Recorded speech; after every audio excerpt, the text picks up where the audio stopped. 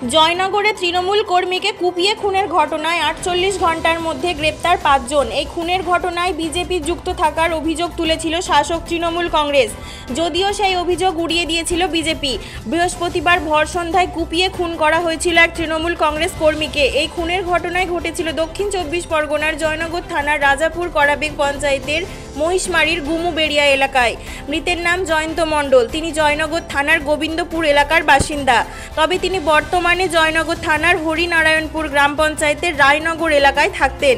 স্থানীয় তৃণমূল কংগ্রেস নেতাদের দাবি, বিরোধী বিজেপিরা পরিকল্পনা করেই খুন করেছে।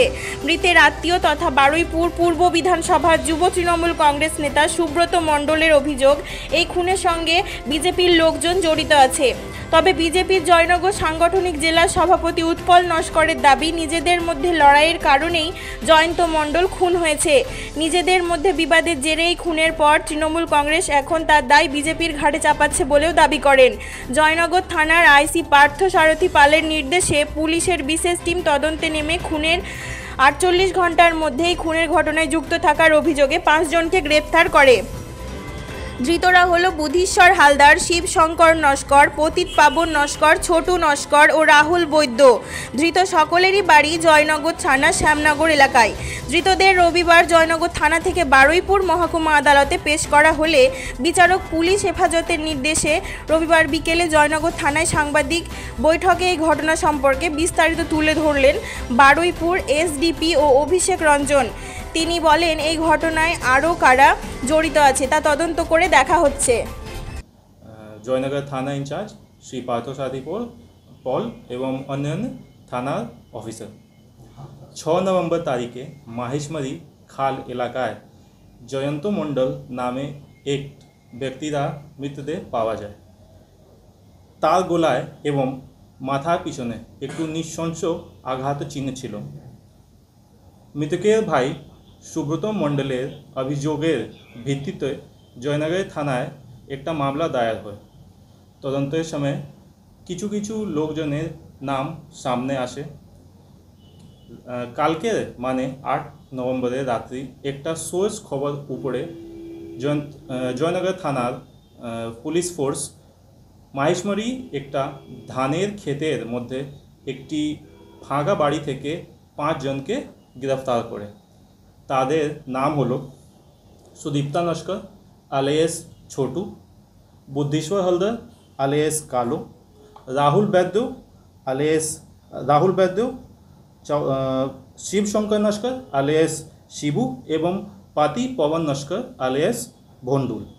সবাই মহিষমারি এলাকায় বাসিন্দা। জিজ্ঞাসাবাদের সময় তারা সকলেই তাদের দোষ স্বীকার করেছে এবং এই মামলায় সরাসরি যুক্তির কথা বলেছে।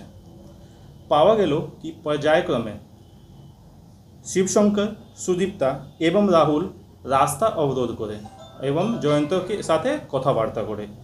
এরাই মধ্যে ভন্ডুল একটু বাঁশ লাঠি দিয়ে ওর মাথা পিছনে আঘাত করে এবং বুদ্ধিশ্বর একটা লহ চপার দিয়ে তাকে আঘাত করে। এরপরে বাকি লোকজন একের পর এক ওর মাথা পিছনে চপরে দিয়ে আঘাত করে। জয়ন্ত মণ্ডল যে মৃতকে আছে উনি ছিলেন একটা মহিষমারি এলাকায় ইট ভাটা, অনন্য ইট ভাটার মালিকদের একজন। সেই ইট ভাটার পুরানো যে শেয়ার হোল্ডার ছিল ভন্ডুল এবং অন্যান্য লোকজন, ওর সাথে জয়ন্তের একটা শত্রুতা ছিল, যাদেরকে ওর পাওনা পরিশোধ করার পরে ইট ভাটা থেকে সরিয়ে দেওয়া হয়েছিল। সেই জন্য এর মধ্যে একটু রাগ ছিল আর সবে মিলিয়ে এই কাজ করলো। এই নির্মম হত্যার কারণ শুধু ব্যবসায়িক আছে, এই ছাড়া আর কিছু না। এই সময় ৫ জন পুলিশের হেফাজতে আছে এবং তদন্ত চলছে। আর কিছু তথ্য পাওয়ার পরে আপনাকে জানানো হবে। না, এই ৫ জন মিলিয়ে এই হত্যাকে করেছে, সেই এখনই পাওয়া গিয়েছে। আর কিছু তথ্য জানার পরে আপনাকে অবশ্যই জানানো হবে। যখন মার্ডারটা করে ওরা সেই সময় যে ধারালো অস্ত্রটা ব্যবহার করেছে সেটাকে কোথায় ফেলে দিয়েছে বা কি পাওয়া গেছে? না, এখনই কালকে অ্যারেস্ট হয়েছে, এখনই পুলিশ হেফাজত নেওয়া হয়েছে। তারপরে জিজ্ঞাসাবাদ করার পরে জানা যাবে যে ওয়েপন ইউজ করেছে, কিভাবে করেছে, তাকে রিকভারি উদ্ধার করা যাবে, অবশ্যই করা যাবে। এই যে জয়ন্ত যে মার্ডার হয়েছে, হুম। এর কি পুরনো কোনো ক্রিমিনাল রেকর্ড আছে বা কোনো কিছু অসামাজিক কাজের সঙ্গে লিপ্ত ছিল কি এই জয়ন্ত যে মার্ডার হয়েছে? এই কেস মধ্যে এই ফ্যাক্টে কিছু পাওয়া যায়নি। এই কেস মধ্যে শুধু